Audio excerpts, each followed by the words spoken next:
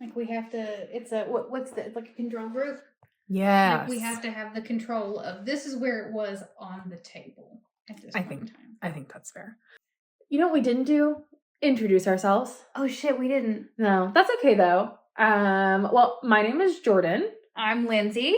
And this is, are we still recording? Are we still recording? Are we still recording? Oh my God, I think we're still recording. Oh, it's fine. Great. We are going to take a pet, your pet, our pets, doesn't really matter. Mm-hmm. And basically kind of see and determine based on what we know about their personality, what would their D&D character be? And know we've all done it. Purely personality based. We are not bringing math into this. Brian David Gilbert already did that. And if you want that, go find him on YouTube. Oh yeah. We're not doing math. No, we're not. We are doing personalities. We are. Yeah, that's true. Absolutely. And if like we don't talk to me about math. I've moved on. This is my off time. I don't want to talk about math.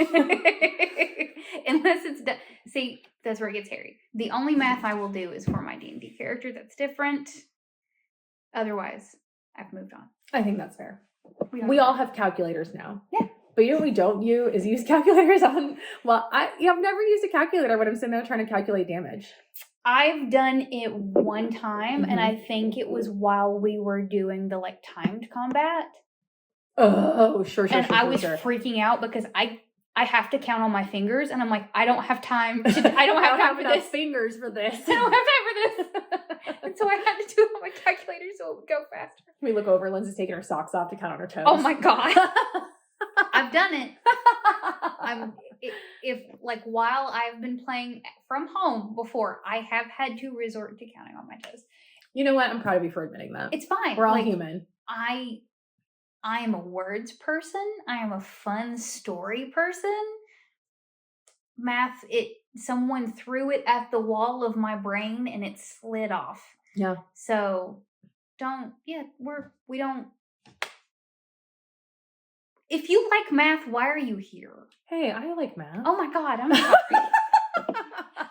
I mean, don't be wrong. Like, I had to do math. It wasn't like I chose to. No one chooses to do math. No, but you're good at math. I am. I have a brain that's okay with math. I think that I get so angry at math because I'm not good at math. That's okay. That's how I feel about physics. Perfect. I'm not good at physics. You're either good at chemistry or physics, but very few are good at both. I have a degree in chemistry, so I was very much not good at physics. And because I got the degree in chemistry, I had to go to Calc 3. So I went all the way. Christ. Calc 3 is easy. Calc 2 is, It's all terrifying. Well, but Calc 3 is Calc 1 in 3D.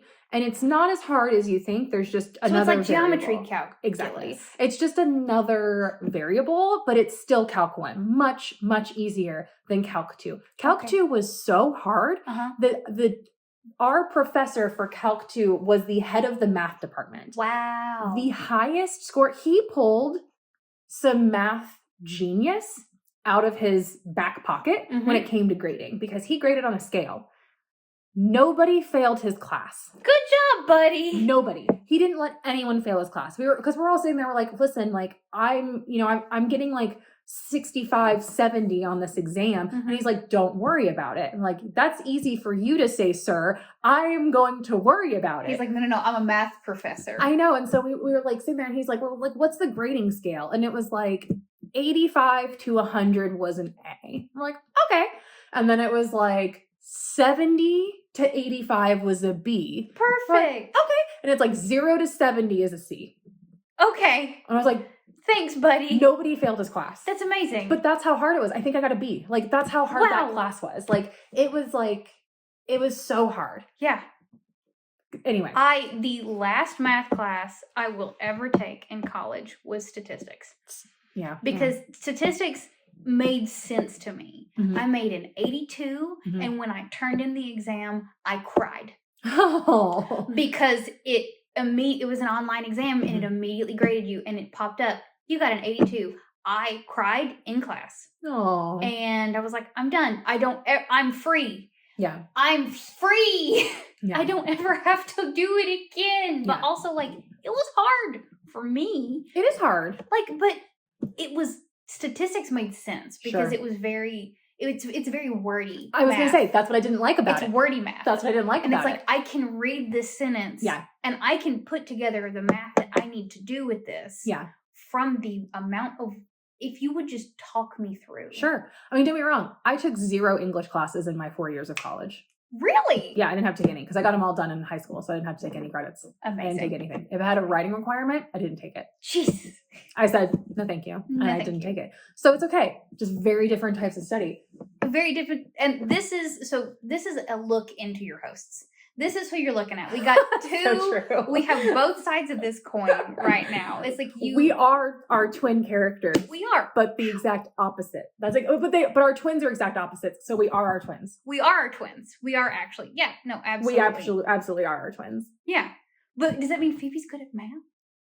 No, Sylvie's good at math. I got confused. Even we confuse our twins sometimes. Exactly. It's fine. Like, I will call myself Sylvie in campaign. I mean, because I get confused. It's And Sylvie's good at history and Jordyn is not. I'm not good at history. Sorry, Mans. I'm not really good at history. It's not that I don't enjoy it. It's just that my brain's like, wow, that's a lot of facts. That's a lot of memorization and that's a lot of facts. And not everybody is built to memorize, and like that's not everybody's dig. Mans, put your hands over your ears. I can memorize it if I find it interesting. Yes. So anyway, that's just not my jam. But these are your hosts. Yep. You have your math brain host and your word brain host. Yes. But you're good at words. I'm okay at words. You DM'd Humblewood, and it was beautiful. Thank you. Yes. But we're going to talk about part 2. This is just what we do. If you're not on board with this, why are you here? Just skip ahead 10 or 15 minutes in the podcast, and you'll get to where you want to be. Yeah, we'll put like a little time marker. It's like, this was the tangent. Yeah. Oh my God. Instead of calling it an intro, can we just call it the tangent? The tangent.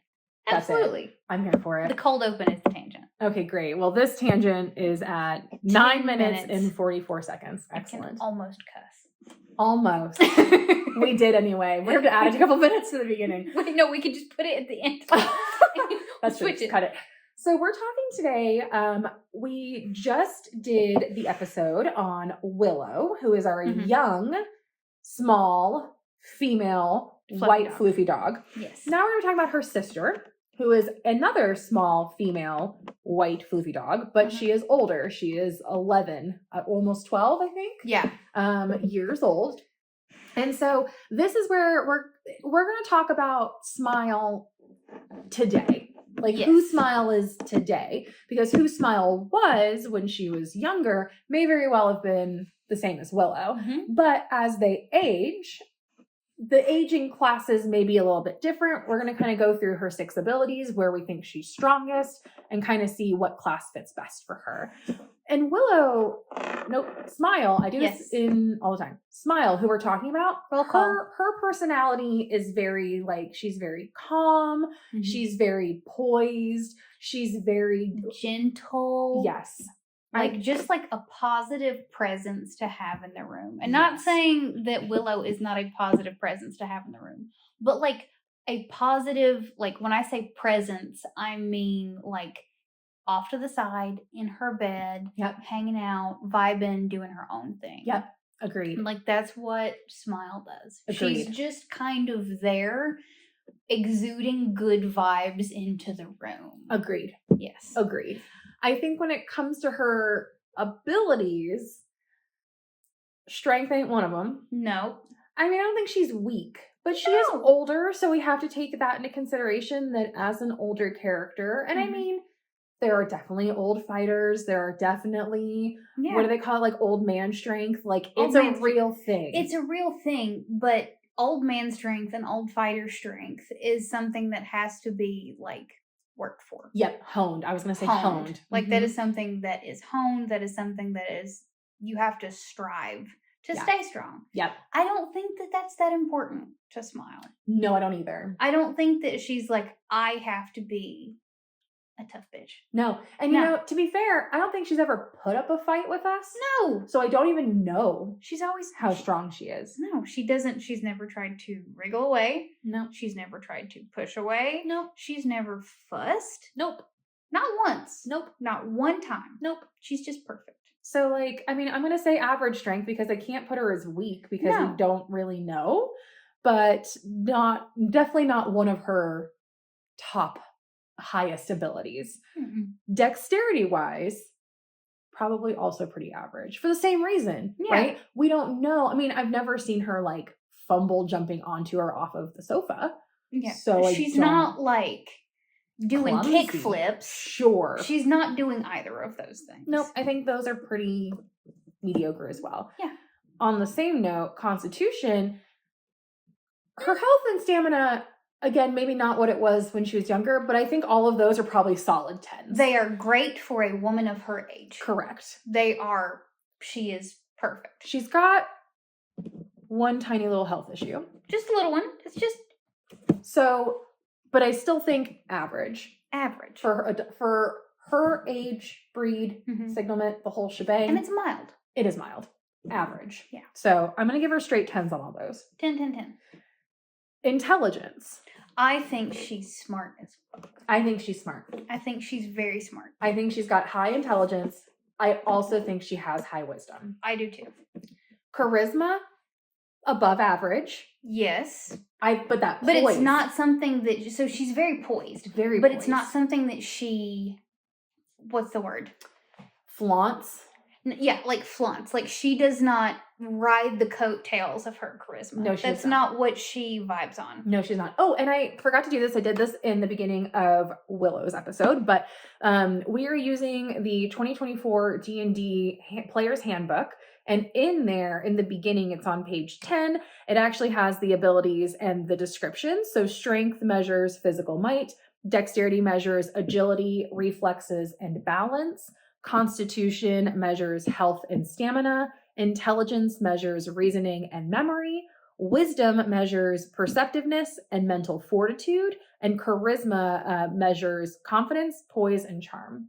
And so I think that we're clearly looking at an all mind class. She's very mind based.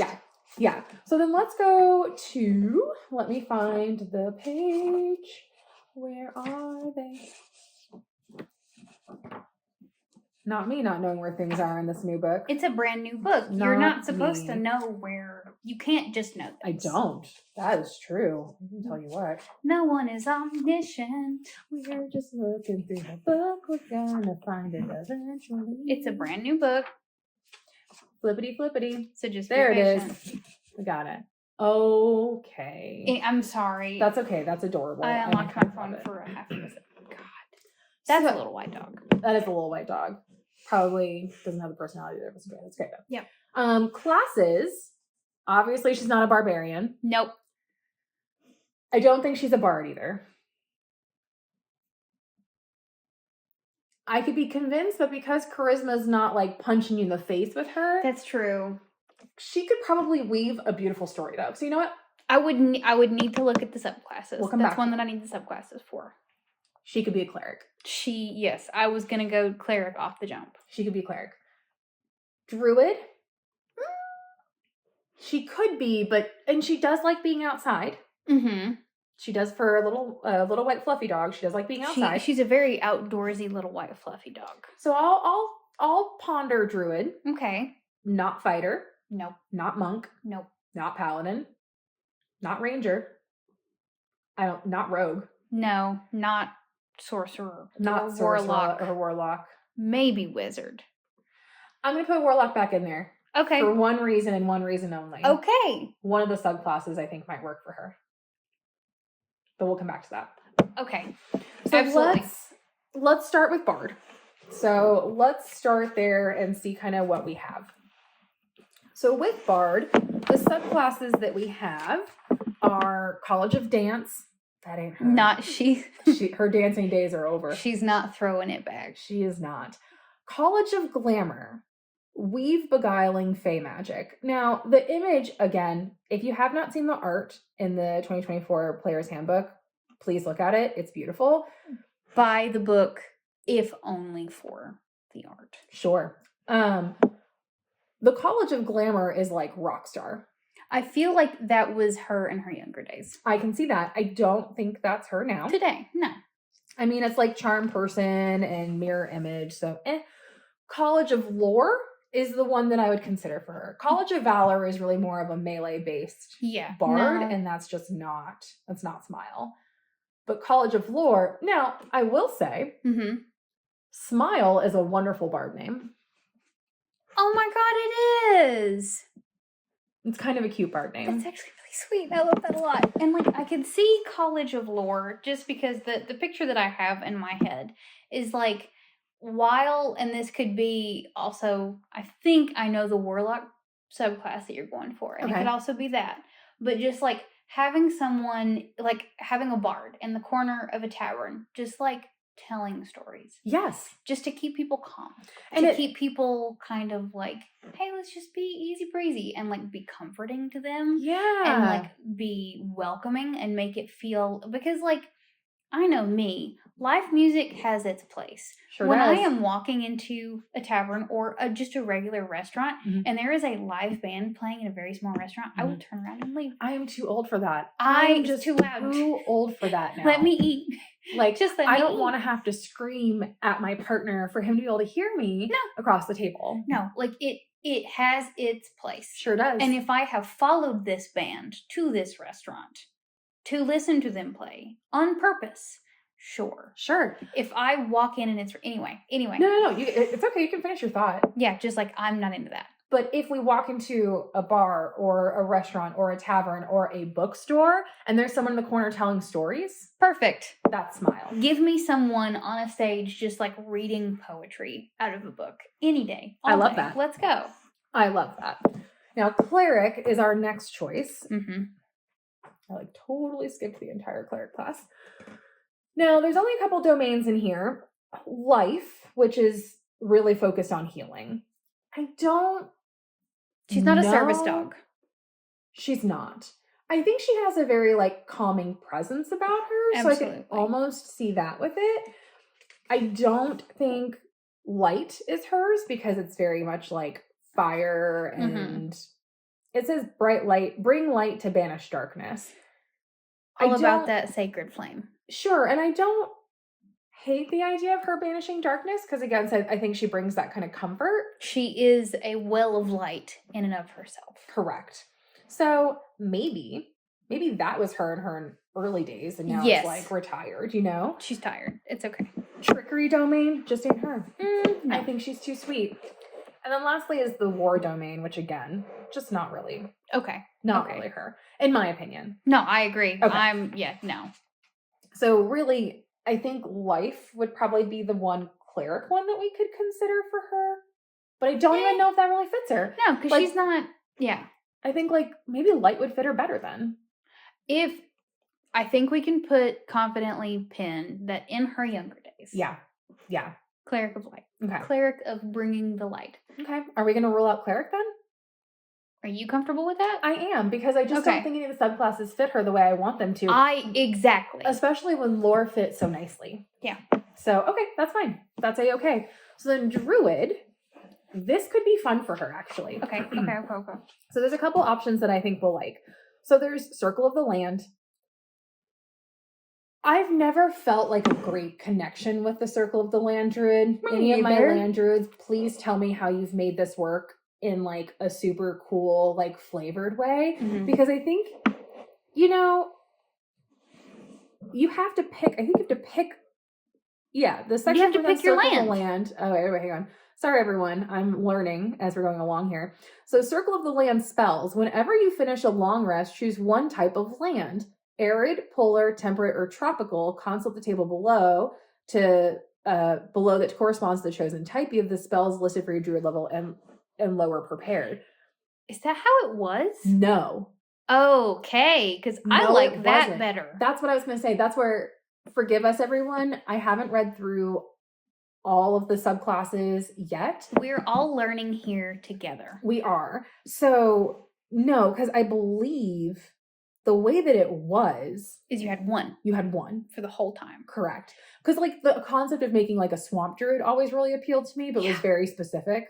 Because you had to, like, what are you going to do with a swamp druid anywhere in else? Marquette? Right. Like. Right. It just doesn't like. Are you going to make a swamp? Are you just going to be seeping liquid? I don't know. And like, is it one of those things where like maybe it had to be like a very specific campaign? Yes. And so like, I like the idea, but it has to be a very specific campaign. And so if you have just like a general campaign, Circle of the Land Druid never really fit well. But being able to adapt, that's better. That's so much better. That's cool. That's so much better. So like arid land, the circle spells include Blur, Burning Hands, Firebolt, Fireball, Blight, and Wall of Stone. Polar is Fog Cloud, Hold Person, Ray of Frost, Sleet Storm, Ice Storm, Cone of Cold. Temperate is Misty Step, Shocking Grasp, Sleep, Lightning Bolt, Freedom of Movement, and Tree Stride. And then tropical is Acid Splash, Ray of Sickness, Web, Stinking Cloud, Polymorph, and Insect Plague. I actually love that. I actually love that. And I would do that if I wasn't currently playing a druid. I really I like that a lot. So I like that new druid. I do too. So I actually really like that. So I'm going to consider that one for her because I think that she has adapted. She's moved. How many times have they moved? A couple times. A couple times. Well, she's moved from her home across the seas to her home up north to here. But then they also had a bunch of vacation homes. So it's very possible that she's moved a lot. And they said that she loved the beach too, right? Like she loved to be a beach dog. Yeah. And they both love to play in the grass. So I like that. Safari time. We talked about that. I remember that. That's right. I do like that. Circle of the Moon, again, I just expect that for more of a more get out there and slap dog. Exactly. Not slap the dog. The dog is doing the slapping. Thank you for the clarification. Yes, I said that and I was like, whoa. Not what I meant. Circle of the Sea. That's interesting. Because she did grow up by the sea. She did, but I don't know that she's like a super water dog now. That's true. And then lastly is Circle of the Stars, which I thought might actually work for her because she did sleep under the stars with their nephew. She did. So that's kind of cute. God, that's a cool picture. Okay. That is a super cool picture. So, okay, I kind of like that too. And then the star map for them, and they get a starry form. Okay, I kind of like that. So that's 2 druid subclasses. Okay. I like that. And then pretty much we said no fighter, no monk, no. So basically no. So it's pretty much just warlock or wizard. Yes. After that. And like even wizard is still like, Well, let's just look at them again because again, it was one of those things where we just weren't sure until we you got to look through all of them.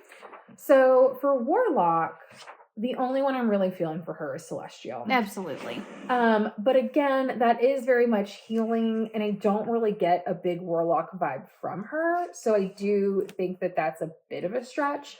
There's also Archfey, Bargain with Whimsical Fey. I don't know if that's... She's not So I would be... I know that she is below average strength, but is there a paladin that is less about hitting things and more about like gentleness and being kind? Yeah, I think there's a Oath of Peace. We could look into that. I don't know if that's one. That's a bit strong. Here. Okay. I don't know if it's in this book, but and then wizards. I don't really think she's a wizard. Do you think she's a? I mean, she could be. Let's see. Abjure, shield companions, and banish foes. No. See, I've been so used to the old subclasses. I know. That, like, I'm thinking of, like, the older... Like, there was a... What is it? Oh, God. What class is it? It's wizard, and there was a book. They had a book that floated with them, and the book would talk to them. Oh, I know what you're talking about, but And I don't think that one for Smile, but, like, there was something orbiting that subclass that I'm like, that's cool. I'm not sure. Okay. But that sounds familiar. Diviner, I don't think fits for her. I mean, maybe. Maybe. She's just secretly, like... Not evoker and not illusionist. No. So, Diviner... Get the portent. Okay. Let me see what the paladin ones are in here. I don't think they have... I can get there eventually. Oath of Devotion, which is this is what I think Lance would be. Mm-hmm. Knight in shining armor. Oath of Glory, strive for the heights of heroism. Oath of the Ancients, preserve life and light in the world. Mm-hmm. And then Oath of Vengeance. I'm pretty sure it's Oath of Peace. Okay. But there is one where they like really hate fighting. So Oath of Peace might be it. Might be one. Yes. I could see that for her. I wish it were a cleric and not a paladin. Me too. Because, like, yeah, I feel like, because she's not, like I said, she's not slappy. That's not what she does. She's not running head first into the fight to defend people. But, like, I see her, like, any dog that has hit that age, like, there is a stalwart piece of them. Yep. You know? Yeah. Like, they are bonded to their people. They are very strong in their bond to that person. And they are very connected to, and I don't want to say protective of exactly, but they have a very real connection and a very, like, not physical, not viable, like palpable, like palpable, like, devotion to their home. And, like, Smile specifically, like, she is devoted to just being that cool, chill presence at her house. Like, she is the evenness of the home. Okay, I can see that then. Then I think... But it's just, it's hard with the subclasses. Let me look it up. Let's look at the other ones. Let me look it up. Let me just look it up real quick. We gotta do a deep dive for this one. Let me just take a little peek and see. Because I think it's worth looking into. Let's see. Oath of Peace. 5e. Great. Beautiful. Okay, so Oath of Peace. A paladin can take the Oath of Peace as both a sacred oath when they reach 3rd level, means carrying the responsibility of keeping order and preventing unnecessary bloodshed. Sometimes called peacekeepers, paladins who take this oath win their battles against evil by negotiation and treaties rather than mindless bloodshed. So they have tenets of peace, preserve the peace, end senseless violence, the best fight is one not fought, and protect the bystander. Okay, I kind of love this. Okay, I kind of like that. So I have 4 favorites then that are sticking out to me. Okay. So Bard, College of Lore. Yes. Druid, Circle of Land. Okay. Druid, Circle of Stars.